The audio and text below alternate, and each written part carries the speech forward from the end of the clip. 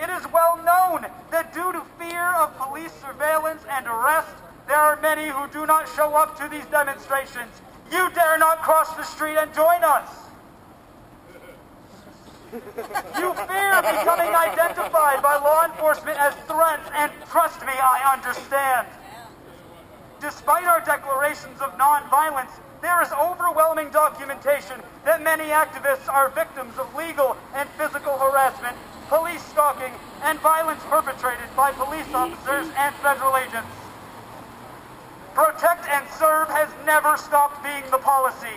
They are serving and protecting our leaders from prosecution and the exposure of their corruptions, while innocent civilians have no protection from militarized police forces using tear gas, pepper spray, batons to beat us into submission. And drones in Boston.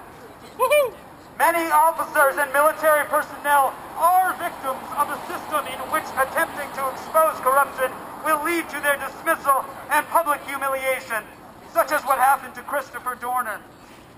But to public servants who do not question illegal orders, I say to you that you have lost far more than your job. You have lost the goodness within your soul and the trust and respect of your community and the entire world.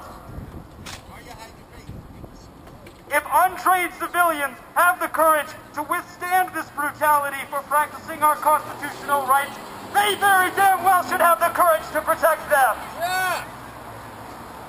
It is these kinds of abuses and many others that have been systematically practiced by authorities in pursuit of members of our activism communities that gain any following. Eventually, we face trumped-up charges and avoid fair trials, and we detain individuals, such as in the following examples.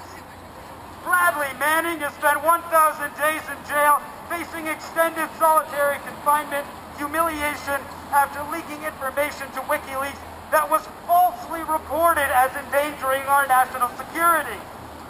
Julian Assange has been on the run for just as long from authorities as he fears extradition to the United States for crimes of treason.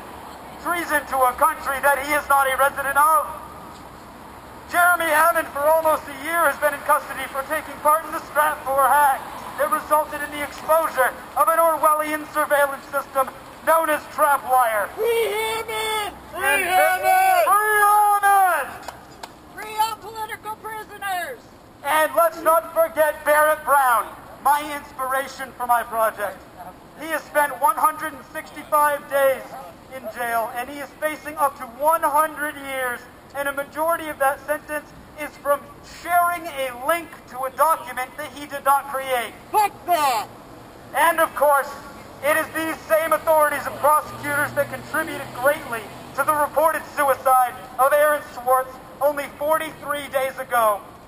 Although I would like to pause for a moment of silence to honor Aaron and his accomplishments in activism, to remain silent for even 1 second would be a disgrace to his memory, and we shall never provide our government with the luxury of our silence again. Never! Woo! Woo!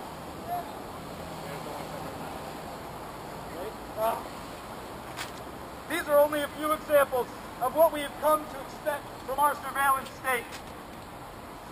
Citizens who speak their mind or try to expose the truth when the media purposefully chooses to lie to you are becoming targets of law enforcement working for those that wish to remain in power. One of the most important tools of this surveillance is the cameras above your head right now and across every cityscape. What was once a useful technology that was used to catch actual criminals after they have committed a crime is now being used for the widespread public monitoring of peaceful citizens and demonstrators. The NSA, the DHS, the FBI, CIA, and other government organizations have spent countless billions of your money on this dragnet surveillance system. Over $3 billion spent in New York alone over the last 10 years. Supporters of these domestic surveillance programs say these measures are used to identify and prevent terrorism plots, which is only an honest explanation when paired with the fact that the FBI labels Occupy Wall Street as a domestic terrorist organization. Methods like these are a standard operating procedure indicative of tyranny that tries to crush dissent through intimidation. Right. And I am not intimidated. We're not intimidated. These technologies are an increasingly prevalent threat to your privacy, your anonymity, and your voice, the voice of the individual who dare to question power. The surveillance state has already become reality. This is not science fiction. This is your fucking lives. Woo! There is no end in sight. Depending on where you live, every move is recorded, analyzed, and archived for Big Brother's viewing pleasure.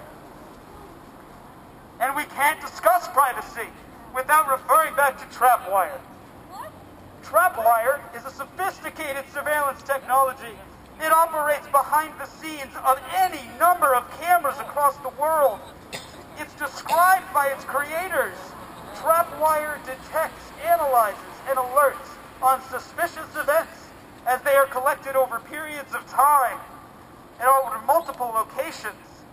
They go on to say that terrorist or criminal surveillance and pre-attack planning operations can be identified and appropriate law enforcement countermeasures employed ahead of crimes. What's data mining?